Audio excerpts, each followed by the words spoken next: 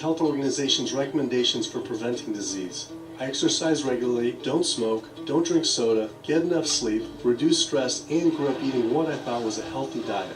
Until... World Health Organization this morning has classified processed meat such as bacon and sausage as carcinogenic, directly involved in causing cancer in humans. Processed meat is clearly linked to an increase in cancer. Hot dogs or bacon could be just as dangerous as smoking cigarettes. The World Health Organization had looked at over 800 studies from 10 different countries, finding a direct link to consuming processed meat and cancer. Just one serving of deli meats daily increases your risks of colorectal cancer by 18%. The World Health Organization classifies processed meat as a Group 1 carcinogen, the same group as cigarettes, asbestos, and plutonium, and classifies red meat as a Group 2 carcinogen. Was this like I had essentially been smoking my entire childhood? If processed meats are labeled the same as cigarettes, how is it even legal for kids to be eating this way? The sugar plan causing diabetes. Drive me crazy. Diabetes is not and never was caused by eating a high carbohydrate diet, and it's not caused by eating sugar. The cause of diabetes is a diet that builds up the amount of fat into the blood. I'm talking about a typical meat-based, animal-based diet. I never really thought about eggs much. I just thought of them as a standard part of a healthy diet. But then I found a study suggesting that eating just one egg a day can be as bad as smoking 5 cigarettes per day for life expectancy. The yolk of a hen's egg is the most concentrated glom of saturated fat and cholesterol. It is made to run a baby chicken for 21 days with no outside energy. It is pure fat and cholesterol. And when we put that into our bloodstream, it coats our red blood cells. Our blood gets thicker and more viscous. It changes our hormone levels. It raises our cholesterol levels. There's nothing healthy about eating the yolk of the egg. It does make you worry when people say, don't you want to have a little bit of milk because you're pregnant? Don't you want to have some fish because you're pregnant? Who do you think is going to get the chemicals that are in that?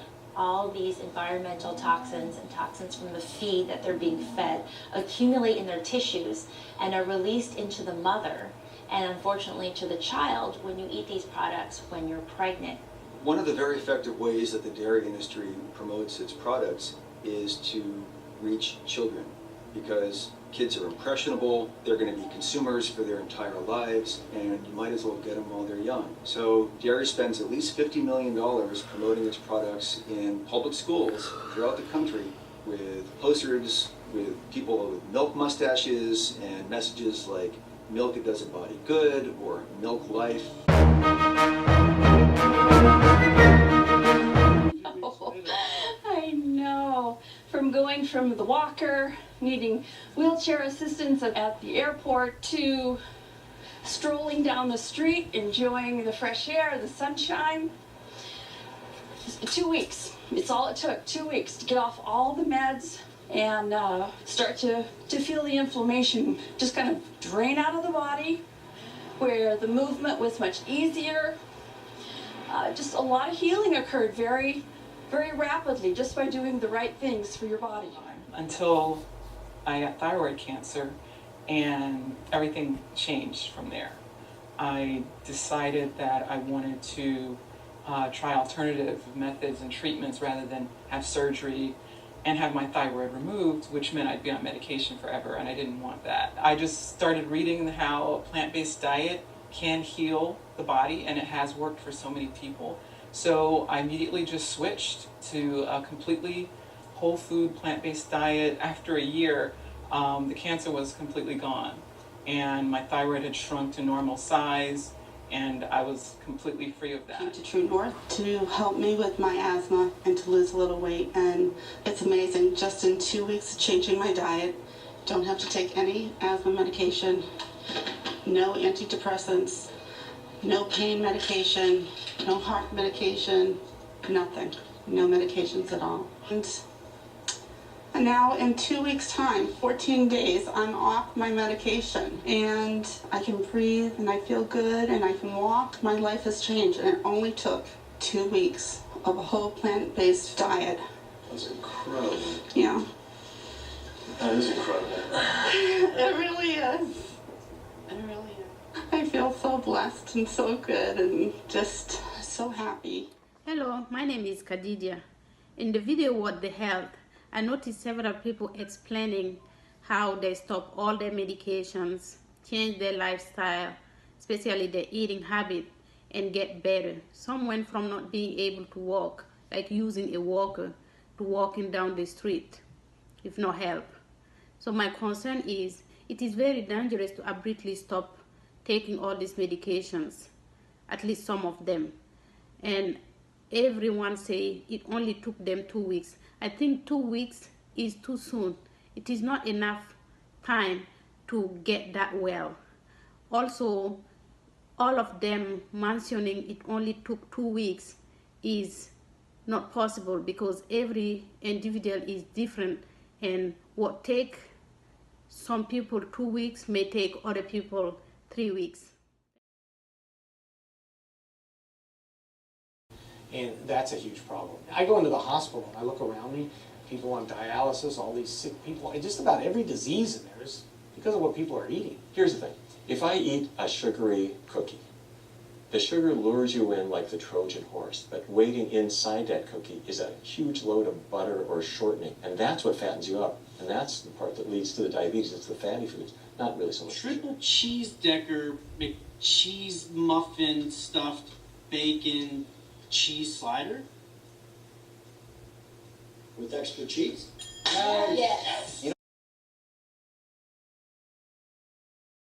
40년 전통이야. Are you okay? Sober? I'm fine. You okay? I'm good. I'm He good. still hasn't eaten anything? No, he's still trying to leave the smallest footprint on the planet that he can. All food production is exploitative. Try this. Come on, it's just a tomato. Ripening ethylene gas just I admire your conviction, Silver, but your pallid complexion concerns me. So what was your first impression when you watched the documentary? Well, I don't know about you, but my first impression was that I was very traumatized watching it. I didn't know what to eat anymore after it. Well, for me, it was like, well, what do I eat now? Because after I watched the video, I was like, okay, I'm cutting out meat, dairy, eggs. I cut out everything. And then after a while, because I don't meal plan, it actually didn't work, but yeah. So how long did you try it? Probably maybe 3 months. 3 months? Mm-hmm. Well, that's a good amount of time. I was traumatized for 3 days and I quit. Because I'm a big meat eater, so. Yeah, I mean, after a while, and then after that, I went on vacation. So, like, that kind of went out the window. You forgot. Yeah. Do you think it's harder to eat vegan? It is. Because you have to meal prep. Because when I don't meal prep, I eat anything. But when I do. Did you feel like a difference in those 3 months? You did. I felt lighter. And, well, I can't have milk anyways. So, it kind of hurts. Are you lactose intolerant? I'm not. It just gives me, like, eczema. Oh, okay. So what do you supplement in your diet to make up for calcium? I do, like, almond milk. Okay. Mm-hmm. All right. So do you have the same impression? You still have the same impression about the video, like?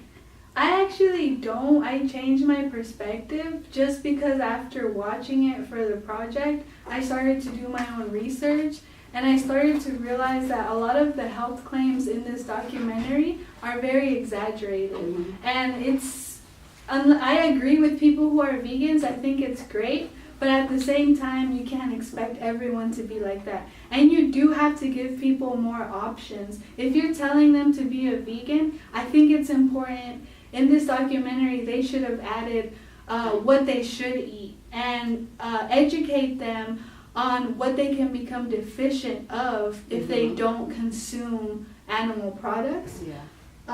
So I think that's what the documentary lacked. Yeah, for me it was about the same thing because, I mean, I was vegan. I did some research, but not enough for me to know, like, if I don't eat eggs or if I don't substitute milk, because some vitamins, some things that we need for our body comes from animal products. Hi guys, my name is Stefana. I'm part of the What the Health group. So my part is I'm going to talk about plant-based diet do's and don'ts for vegan, because they didn't really elaborate that on their video. So plant-based diet do's, you can actually have non-starchy vegetables like leafy greens, broccoli, zucchini, eggplants, and tomatoes. You can also have starchy vegetables, potatoes, all kind of potatoes, especially the sweet potatoes. They are the best. You can have legumes, all kind of beans and lentils, whole corn, root veggies, and quinoa. For the fruit, you can have the whole fruit, but not the dry one or the really juicy one, just the whole fruit. For whole grains, it needs to be 100% whole meat, oats, brown rice. And for beverage, you can have water. But if you're like a coffee junkie, you like caffeinated stuff, you can actually get yours fixed by using the caffeinated coffee, tea, and green tea. And for milk, such as you can have almond milk, etc. Plant-based diet don't. What you cannot have. You cannot have meat, like fish, poultry, seafood, red meat, processed meat. For dairy, you cannot drink milk, cheese, you cannot have buttermilk, you cannot have yogurt. And also you should avoid eggs, but candy bar, energy bar drink, cookies, cake, pastries, etc. For sodas, and you cannot have sodas. You cannot have sodas, sport drink, energy drink, coffee, etc. I already said you cannot have coffee, but yeah.